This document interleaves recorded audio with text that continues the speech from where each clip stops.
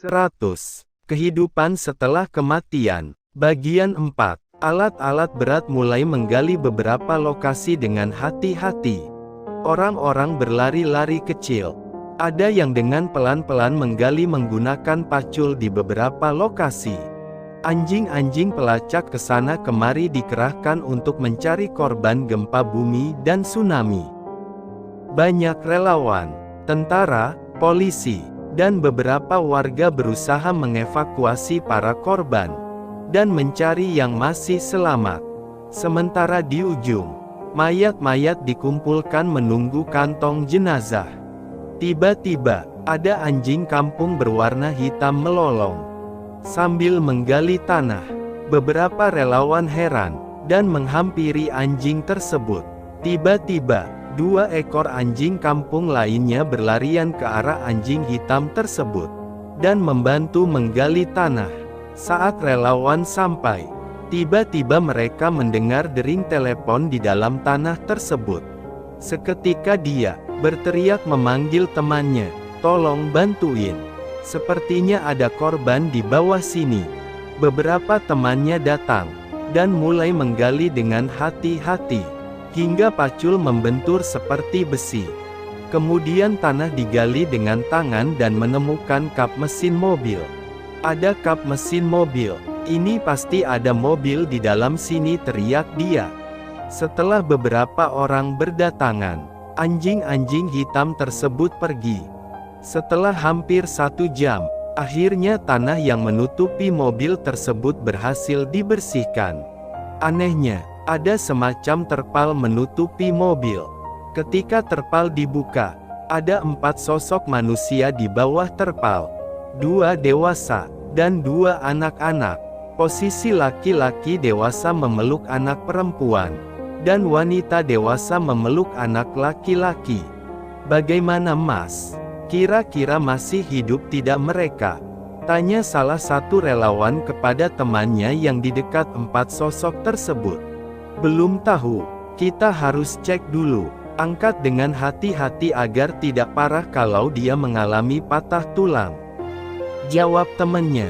Belum sempat dipegang, tiba-tiba tangan wanita itu bergerak pelan.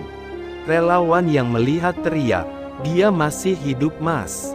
Wanita itu membuka mata perlahan. Dia lihat sekeliling dengan heran. Banyak orang di sekitar dia. "Ibu, jangan banyak gerak dulu," kata salah seorang tenaga medis. Wanita itu melihat anak laki-lakinya dan berusaha membangunkannya. Perlahan anak laki-lakinya mulai bergerak pelan kepalanya dan mulai membuka matanya. "Kita di mana, Bu?" tanya anak itu. "Ibu juga tidak tahu, Kak." "Mana adik, Kak?" tanya ibu sambil melihat sekeliling. Dia melihat suaminya menunduk seperti memeluk sesuatu. "Pak, bangun Pak, bangun Pak," kata ibu. Tapi laki-laki tersebut tidak bergerak. Tiba-tiba di bawah laki-laki itu terdengar tangisan anak perempuan. Seketika beberapa orang mengangkat perlahan tubuh laki-laki tersebut. Dan di bawahnya, ditemukan anak perempuan menangis. Kemudian anak itu dipeluk. "Bu, Bapak kenapa, Bu?" tanya kakak. "Bapakmu sudah pulang, Kak," jawab ibu sambil menitikkan air mata. Kemudian mereka dievakuasi dengan tandu oleh tenaga medis dan dibawa ke tenda. Tenaga medis menghampiri ibu, membawa minuman hangat untuk mereka bertiga sambil berkata, "Bu, saya periksa dulu ya, Ibu dan anak-anak." Sambil memeriksa, tenaga medis itu membuka percakapan. "Ibu tidak lapar? Mungkin kami bisa bawakan makanan buat Ibu dan anak-anak." "Ini jam berapa, Mbak?" tanya ibu.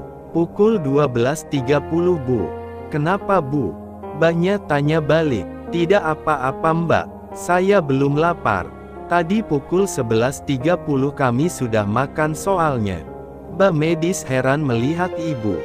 "Bu, Ibu sudah lama tidak makan. Bahkan pukul 11.30 Ibu dan anak-anak belum kami temukan," kata Mbak medis. "Benar, Mbak, kami sudah makan kok tadi." "Bu, Tadi saja kami temukan ibu karena ada anjing yang menemukan. Dan, ada suara dering dari handphone ibu. Jadi kami tahu titik lokasinya. Bencana tanggal 22 Desember Bu. Sekarang sudah tanggal 24 Desember. Ibu dan anak-anak terkubur dari tanggal 22 sampai tanggal 24. Seketika ibu kaget. Dia lihat jam. Jamnya berhenti di pukul 12.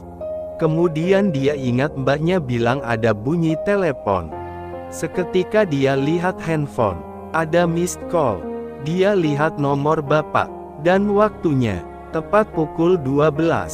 Ada telepon dari siapa Bu? Tanya Mbak Medis. Dari ibu saya Mbak. Dia pasti tanya. Jadi ke rumah atau tidak? Karena kami janji tanggal 24 kami akan ke sana. Mbak Medis lalu duduk di samping ibu. Bu, tahu tidak, kalau keluarga ibu jadi bahan pembicaraan tim medis dan relawan. Terutama mereka yang menemukan ibu dan anak-anak. Mereka heran, ibu dan anak-anak terkubur dari tanggal 22. Dan masih selamat. Apalagi kalau lihat kondisi mobil ibu. Memang mobil saya kenapa Mbak? Tanya ibu. Hah? Ibu tidak perhatikan mobil ibu tadi. Itu mobil atapnya sudah rusak. Hilang semacam kepotong seperti kena benda keras. Mobil penyok-penyok ringsek. Tapi ibu dan keluarga sama sekali tidak terluka sama sekali. Dan bapak walaupun meninggal, tidak mengeluarkan bau seperti yang lainnya yang kami temukan di lokasi bencana ini. Mbak menjelaskan, ibu langsung melihat ke arah mobilnya. Dan benar, mobil sudah tidak ada atapnya. Dan yang lebih aneh lagi Bu, badan ibu sekeluarga masih bersih dan tertutup terpal. Seperti menutup agar tidak kotor. Padahal ibu terseret ombak dibawa naik ke bukit ini. Jaraknya 1 kilometer dari jalan yang longsor. Handphone ibu juga masih ada sinyal. Dan baterainya masih ada padahal di sini sudah tidak ada sinyal sama sekali. Kami komunikasi memakai telepon satelit.